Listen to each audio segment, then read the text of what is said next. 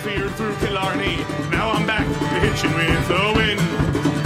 But if Mickey Flynn should ever find me, I'll throw me caution all behind me and square off on that son of a bitch again. He cracked open a river too, he beat me Sunday through and through, and so jig over my unconscious frame. I won me healthy sheriff fights, well lucky son, still have me life since Mickey Flynn beat me dumb and lame.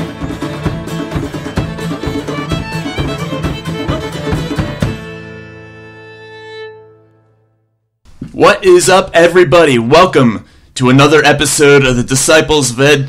Here today, we'll be talking some Flyers rookie camp, the preseason coming up. We're going to talk about some NHL jersey talk, a couple intersegment bits as well, and we're also going to tackle a recent article that was put out by one of the Flyers beat writers. I'm your host, Rob. Today, I'm joined by Steve. How's it going, Steve? Not so bad. How you doing today?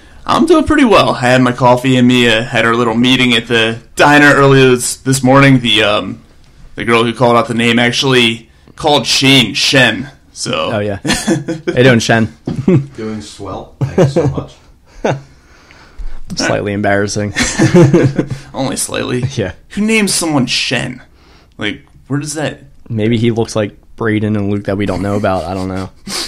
Hard pass. Yeah, no, and that lady clearly knew nothing about hockey either, so... She was 104. She was like 100 years old. Alright, so we're going to start off talking about the Flyers rookie camp. Their roster was released the other day.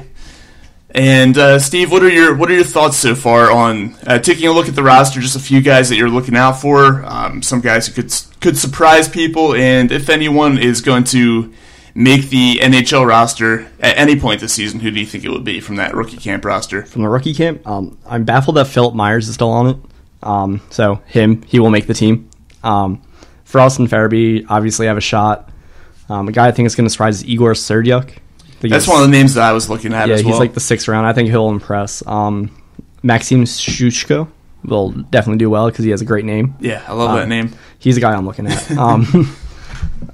Shit, I had it.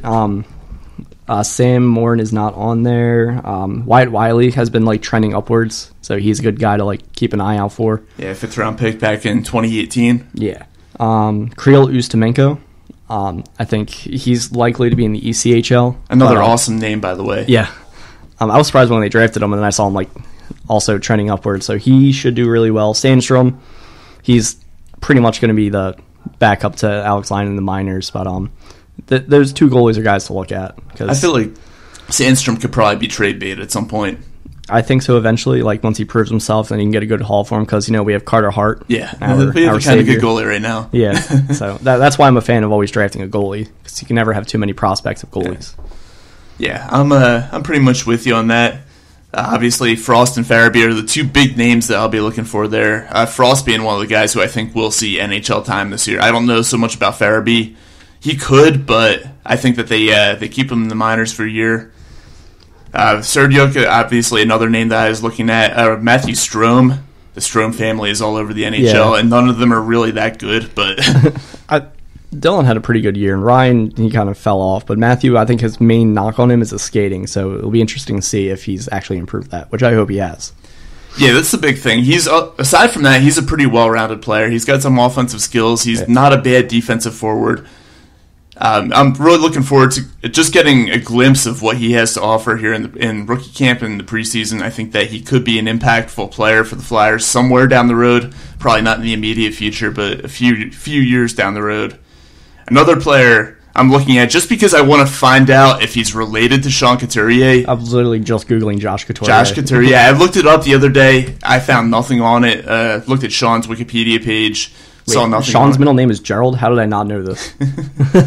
That is amazing. But I'm just going to assume that he is because the Flyers always just end up bringing in a relative of some like prospect or they usually player. Do, yeah. Well, Josh Couturier was born in Newbury, Massachusetts, and I know for a fact that Sean was born in Arizona. Yeah. So probably not. Maybe a cousin. Maybe. It might be. I know that Sean was born out there because his dad was playing minor league hockey out in like Tucson or something like that. Yeah. So maybe his dad moved around and played for a team in Massachusetts. Who knows? Yep, who knows? Interesting to find out, though. But yeah, those are the guys I'm looking out for. I think out of anyone, Morgan Frost is probably the most likely to see NHL time this year. And Philip Myers, who Myers, it's crazy yes. that he's still on there. Yeah, Myers definitely will. I think that kind of goes without saying, really, Yeah. because he was up last year. I just can't believe he's on that roster still. And, like, Sam Warren's not. I know, right? Freaking Sam Warren. If either of them need this rookie camp, If he it's could Sam Warren. ever stay healthy. Yeah, we'll see. Yeah. So, continuing to talk a little bit about the preseason here. First off, what are some things that you'll be paying? 3 things that you'll be paying the most attention to come the preseason. Sam Warren. Is that 1, 2, and 3 for you? No. Just his health, if he can still skate all right. How he's going to fit in. I think Hag has to get traded, to Vancouver, so I can be right about something else. I would love to see Hag kind of improve his trade stock a little bit. Go out there and have a really nice preseason, and then people will be ringing on Fletcher's phone for him. Yeah. My second thing is Alex Lyon and Felix Sandstrom's play, because you know that Brian Elliott is inevitably going to get hurt. Yeah, he's going to get hurt putting his pads on for the one game that he starts this year. And watch, it'll be in the preseason. Yeah. So Elliott will inevitably get hurt in the preseason. Then we have Alex Lyon and Felix Sandstrom fighting for that backup spot. Elliott will get hurt just thinking about getting hurt. Yep. With this trainer, yeah. Oh, yeah. I can't believe Jimmer Carlson's still here. It's been like 30 years and constant goalie injuries. Yeah. Guy just doesn't learn. No wonder why we've gone through so many damn goalies in this town. Yep. My third thing is just how the special teams looks overall. That's a big part. Complete new coaching staff, all former head coaches, just to see how, what differences there are this year and who's on what, and like the pairs and lines like that. Yeah, it's a big thing for me as well. I'm just looking at the coaching staff in general. I want to see how Alain Vigneault's system plays out. I think it's going to be a little bit simplified in the preseason, just like they do it, in the NFL and NBA and whatnot. They're not going to, throw the kitchen sink out there in the preseason games and give teams a full idea of what they're going to be coming with in a regular season. But it'll be interesting to see what roles guys are playing on the team and, how guys fit into that system. So that's the first thing I'll be looking out for. Yeah, and there is that whole, the third line right wing spot that's up for grabs. And, the Frost, Farabee, Rubtsov potentially getting up there and maybe being the center and pushing Lawton up, which I think is the most likely scenario. But the best part about that, kind of get off track a little bit, is with that spot with these guys AHL eligible, not waiver eligible, I think you can see if Frost is, he's in a slump, they send him down, Farabee comes up, vice versa, just go through the list of these guys that can come up, see if they can do it. If they're on this cold streak, they just go right to Lehigh Valley and then come right back up. Yeah, it gives them a little bit of flexibility there, so it'll be interesting to see how they utilize that. That's definitely a good point about that. Another thing that I'm going to look for, and he's probably not going to play a whole lot. I don't think any of the main pieces of this team are going to play a whole lot in the preseason, but I want to see how Kevin Hayes fits in. Right. That's going to be a really interesting thing. Obviously, they spent a lot of money on him. 7 years, was it $49 million? Something like that. He's getting 7.125. Something like that, yeah. As he said, he wouldn't come to Philly unless the Flyers overpaid for him, which they did. But they paid him so much that I got to look out for how he fits in. And sometimes watching the preseason games, you can kind of get a little bit of a feel if a guy's going to be a bust or if he's, if he's going to fill a niche here or something like that. I think he'll do all right here. He's just going to be looked at as overpaid, just like he's not going to be as bad as Andrew McDonald was given his contract, but Kevin Hayes will fit in. He'll do well. He'll put up the 45, 50 points. Oh yeah, but that's still, in my opinion, not worth $7 million a year. Yeah, it's not going to. He's not going to be worth his contract. I don't think he ever will be, but he'll be good enough. I think that people will eventually kind of overlook what he's getting paid. Maybe not fully overlook it, but be like, he's overpaid, but I'm okay with it. I certainly won't be overlooking it. I'll be staring at that cap every day. Yeah, that's what you do in your free time, right? You go on, what is it, Cap Geek? Cap Friendly. Rest in peace, Cap Geek. That was great, but man. That guy passed away, unfortunately. Cap Friendly's taken over. Yeah, so the third thing that I'm going to be looking for is the one that you brought up, is the goalie situation between Felix Sandstrom and Alex Lyon. Basically for the same reason. Brian Elliott, we all know he's going to get hurt. Right. It's just a matter of how and when with him. Yeah. And for how long. And they'll have, Ustimenko, like I mentioned, he'll definitely be in the ECHL, but he'll be called up to the AHL when Elliott gets hurt and somebody gets called up to the NHL. So it's a good we're in a good situation with our goaltending based off Brian Elliott getting hurt. Yeah, we certainly have lots of depth there. Yeah. And Alex Line being a guy who has prior NHL experience, and he's been a little bit up and down, but for the most part, he's been decent. Yeah, he's the new Neil Little. Yeah, pretty much. He's been serviceable, I'd say. Yeah, for his 5 games. Yeah.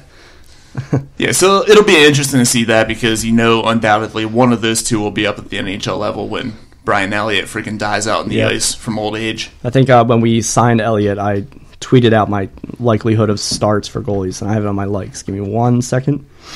I have Carter Hart playing 57, Elliott 16, and Alex Line playing 9. That sounds about right. Yeah. That sounds about right. I could see Elliott getting hurt by the 5th game. Yep. And just being out for the season. His second start. Hey, at least it's not Neuwirth, though. Neuwirth somehow was worse than Elliott injury-wise. I think Neuwirth got a PTO with Toronto, so good for him. He didn't get injured signing his name on that PTO? No, but as long as he's healthy, he'll be a damn good backup for Toronto. He is good when he's healthy, but... Yeah. Just never healthy. All right, so the other day, I think it was on Facebook... NBC, I want to say it was NHL and NBC, ran a tournament of the best NHL jerseys of all time, and it ended up being won by the old Anaheim Mighty Ducks jerseys, the one that they wore. The purple ones? The purple ones, yes, up until, I think it was like 2005 or so. Paul Kariya era jerseys, which were pretty dope, by the way. Never forget Paul Kariya being murdered by Scott Stevens, and then coming back to life. You could see his breath in his visor, and then... Oh my god! Like 5 minutes later, he popped up and he ripped a slap shot past Brodeur. Oh man, one of the sexiest shots. And he said like an interview about a year or so ago that he has no recollection of scoring that goal, which is insane. Yeah, it's crazy. Yeah. Anyway, we're going to talk about the Flyers jerseys a little bit here. First off, what is out of all the jerseys the Flyers have ever worn? Which is your favorite one?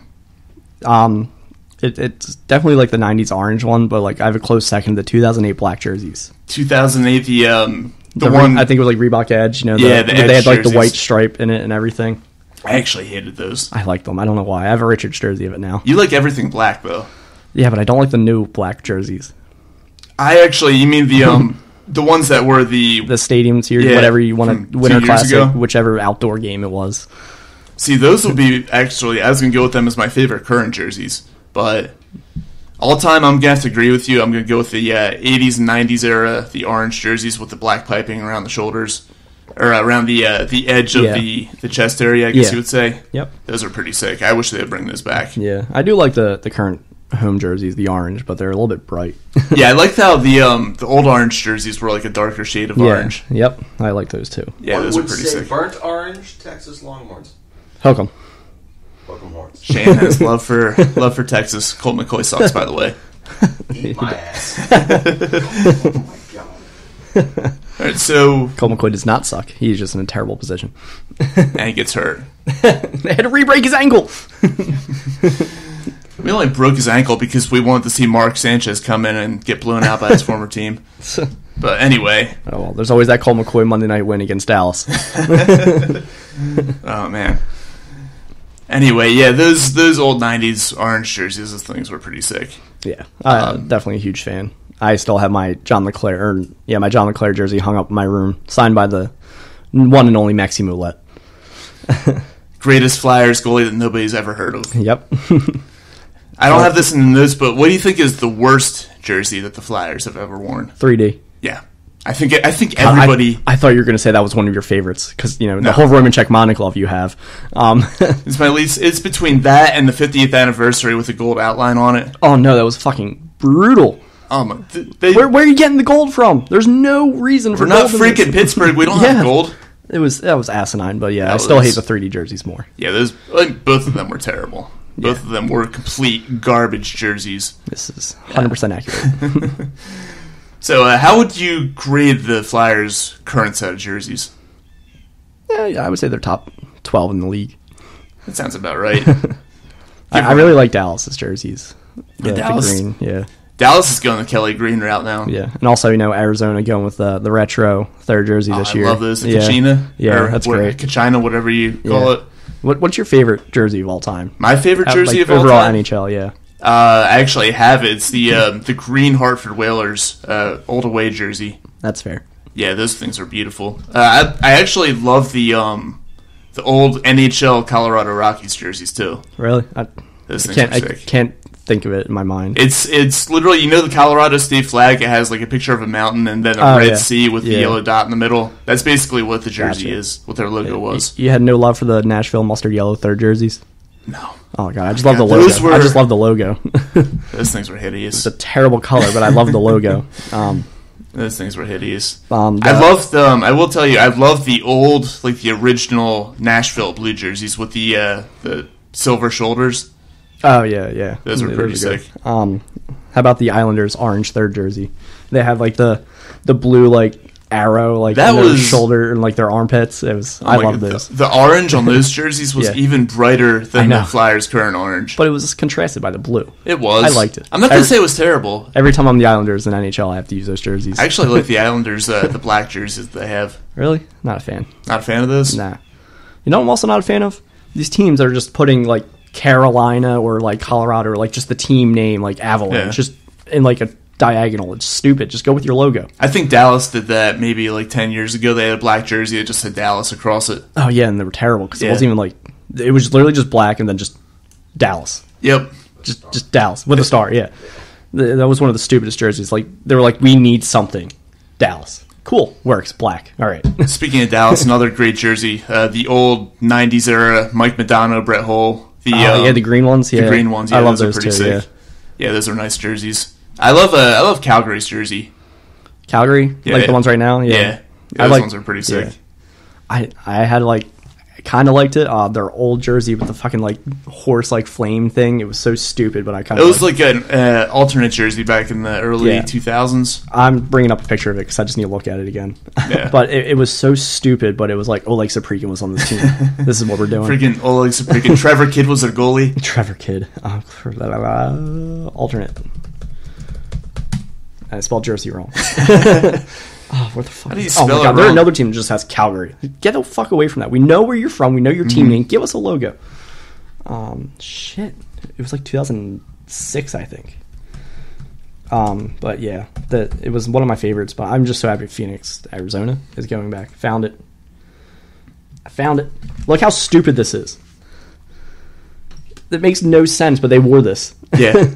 It makes no sense. It's a beautiful jersey. Yeah. It really is. I love the concept of it. It makes no sense in terms of the team name, but give us a stupid logo that has nothing to do with your team name. Just don't give us like right. where you're from or the name of your team. I don't need that. We know who you are. Just give us a stupid logo. That's pretty much it. Yeah, anyway, I'd say the Flyers, their current set of jerseys right now, I love the black ones. Content with the orange and the white. I'd say top half of the NHL. Yeah. I wouldn't go top 10. Yeah, that's what I was like, top 12. It's passable, Yeah, 10 to 15, yeah. If they would go back to a little darker orange, then yes, we're going to the top 10. The darker shade of orange I think is kind of what makes a big difference there. Absolutely. Yeah, too bright for me. It hurts my eyes, especially with the light, and then I like it, but when you first see it, it's like, okay, and then you get accustomed to it, and then Exactly. All right, so we're moving on to the first of two intersegment bits that we have here.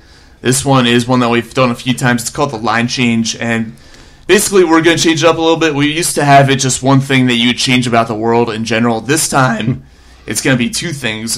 First off, one thing that you would change about the state of the Philadelphia Flyers currently, and one thing that you would change about the city of Philadelphia. So, Steve, why don't you start us off with what you would like to change about the current state of our hockey club? My resume is out there. Hire me as a special advisor. Assistant to the GM? Assistant to the scouting and GM, yeah. not the assistant scout and GM. Yeah, right. But the assistant to the scout and the GM. Assistant to the pro scout. This guy, don't sign him. Like Dwight in The Office. Yeah. About Philadelphia, I'm more of a Pennsylvania thing. Just legalize pot and tax it to hell. Fix all these pothole problems. That I agree with. That's it. I do agree. It wouldn't affect me because I'm in the military, but yeah. I'm behind that. Just tax the shit out of it and you make your state so much better. Like, exactly. Everybody's more relaxed. Everybody's ordering more Dominoes. And that way you're not busting people for selling pot. Yeah, exactly. Yeah. I mean, you still would be for selling it illegally, but still. Yeah, but then dispensaries will be out and it's taxed. Yeah. It fixes all the problems with the streets and everything. Yeah, without a doubt. Emphasis on streets. All right, so one thing that I would change about the state of the Philadelphia Flyers, I actually had to think pretty long and hard about this one, but I have a feeling, and this is just going off of suspicion, I have a feeling that they're going to crank up the ticket prices because of all the renovations that they've done to the Wells Fargo Center with that absolutely massive new scoreboard they're putting in. Oh, yeah, I and forgot all about the, that. I guess the ice level suites that they're putting in and all that kind of stuff. So, Flyers, don't crank up the ticket prices. Your team hasn't been good enough to justify high ticket prices in recent years. Your team has been boring for the past 5 years of Dave Haxtell and Craig Berube. You can't crank up prices just because you have a new coach and some renovations. Yeah, seriously. But you know that they're going to do it, though. Absolutely. And it's going to suck because it used 2-3 years ago, even last year, I was able to sit in the top of the upper deck for $20. Yeah. And I'm going to miss that. Yeah, I love punching the ceiling when I was in the very last row. I know, right? You celebrate a game-winning goal or something like that, and you look at your hand and it's all bruised up. Yeah, and I see I look 3 seats over, my friend has punched a hole in the ceiling. You know what I'm going to miss, though? Sitting in the top row of the upper deck and having the coat rack behind you, or the coat hangers. Yeah. They don't have those anymore. Yeah, no. I realized that, I think, last year. And I was like, okay. There's nothing here anymore. Yeah, now you got hey, where's my free jersey? It's already gone. That bar area, that party suite, whatever it is. Yeah, I like how they did that. Yeah, that's kind of cool. Yeah. But still, don't crank up the ticket prices, though. Right? Yeah. The prices for the concessions are already outrageous enough, so. Yeah, without a doubt. Spending $13 on one single beer. It's going to be even more. It's going to be $15 now. Yeah, probably. One thing I would change, though, about the city of Philadelphia, and it's not so much Philadelphia, it's freaking SEPTA. Give us more frequent trains. I'm tired of having to leave, say, an extra inning Phillies game before it's over because the last train back to Doylestown leaves at 11:30 at night. Oh, yeah. Yeah, that's I mean, a good one. Come on, just... Yeah. I want to be able to stay until, midnight or something like that, watch a whole 15-inning game, and then be able to go back, get to Center City around, 12:45, and still have a train to catch that goes back to Doylestown. Yeah. Also, get some kiosks. So I can pay right there and get my ticket. Long Island Railroad this bitch. Come on. I know, right? Kiosk, there's my ticket. I don't want to get there late and have to give this man my cash. Aren't they starting to do that, though? I think they're trying to. I think they're, trying just it out. Really slow about it? Yeah. Pretty much it. Just like SEPTA. Implementing it at a snail's pace. Yes. Yeah. But yeah, more train service from Philly back to Doylestown. They have trains every hour when it should be every half hour. Yeah, 'cause Doylestown was pretty hopping area. Yeah. All right, so that takes care of our first intersegment bit. Our next one, we're actually going to do these back to back, is the Armchair GM, which he introduced in our last episode. I think last time we did what move would you make with a team within the Metropolitan Division. This time we'll be going back into Flyers history. And Steve, if there's one trade that you could undo from Flyers history, or one transaction, what would it be and why? Trading the first round pick in 2008 for Steve Eminger. That pick ended up being John Carlson, who would have been our number one that following year, pretty much. Trade kills me every single time. It did lead to Eminger eventually got traded and brought in Matt Carl, and we still, I think it was because Paul Holmgren was like, oh my god, I have 2 first round picks, what do I do? And then he traded down, I think it was the Umberger trade, and then he used that pick for Lucas Spiza, and then his own, he was like, I don't know what to do here. We need a defenseman. I'll just trade for one. Terrible shit defenseman, Steve Eminger, but yeah, that one sucked. You see, I have very few recollections of Steve Eminger. Most of them are of him sitting in the penalty box. He played 10 games. I think he scored a goal in a playoff game. No, he literally lasted 10 games here in that first season. Really? Yeah. I could have sworn he was on one of the playoff rosters. But yeah. Okay, then all my memories of Steve Eminger are of him sitting in the penalty box. Yeah, because he played 12 games, 2 assists, 8 penalty minutes. He was terrible, but he got us Matt Carl, so I guess that's I remember the okay part. I must remember all 4 of his penalties then. Yeah, right? Not a very memorable player. No, he was terrible. So I actually went with the most popular one by far, which is the Lindros trade, in which we gave up a whole entire kitchen sink, including the great Peter Forsberg. We also gave up Hextall, even though we ended up getting him back later on. Yeah. Well, Hextall and Forsberg ended up getting back later on. Well, yeah, but Forsberg, after he had already surpassed the prime of his 15 career. years later. Yeah. After he won 2 Stanley Cups out in Colorado. Yep. That trade pisses me the fuck off. It lasted 24 years. 24 years that trade lasted for. The trade was going on for 24 years. It ended with Paul Stastny just not re-signing with Colorado. That's craziness. How that carries on. Even crazier is that the Rangers offered a better deal. Mm-hmm. They offered a better deal. You could have gotten Tony Amonte, John Van Beesbrook, or Mike Richter. First-round picks, Alexei Kovalev, Sergei Nemchinov, James Patrick. They're all serviceable, but Alexei Kovalev was a really nice player. He scored 50 goals one year, I think. He had a 6-minute shift. Yeah. But so big middle finger to you, Quebec Nordiques, for taking our trade offer over the New York Rangers trade offer.